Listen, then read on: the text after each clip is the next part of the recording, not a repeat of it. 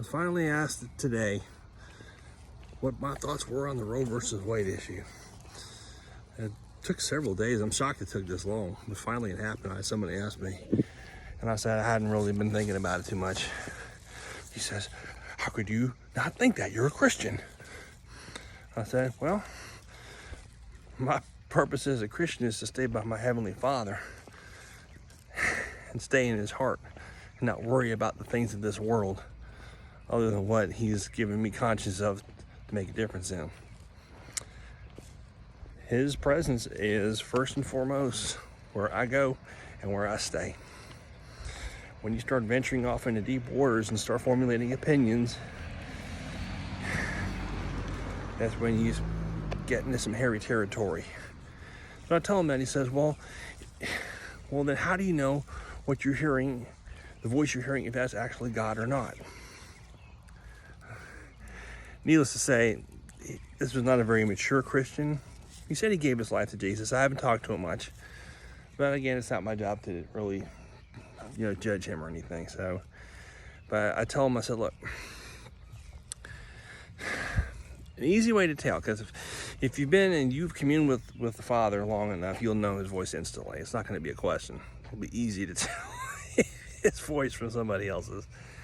But if you're new to the walk and you're still struggling with things of this world and you're still at that point of your life, a real easy way to tell is if what you are doing is at the expense of your relationship with Him.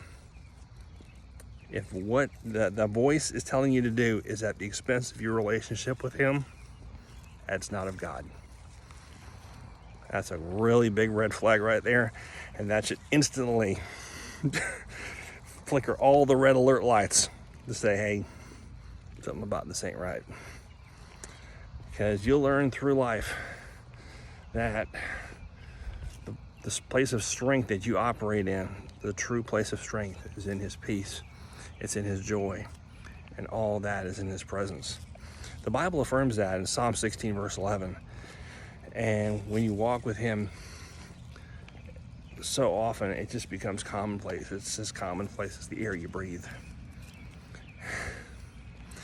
And eventually it'll be when you take that deep breath, it's like a sweet aroma. It's like, home.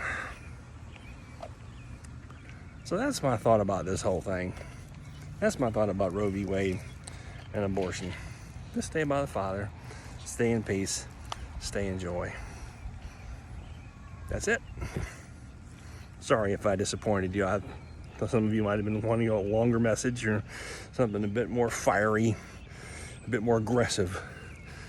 But I'm sorry, I always go back to the heart, to where peace and joy always lies. There's my strength. God bless y'all. Have a good night.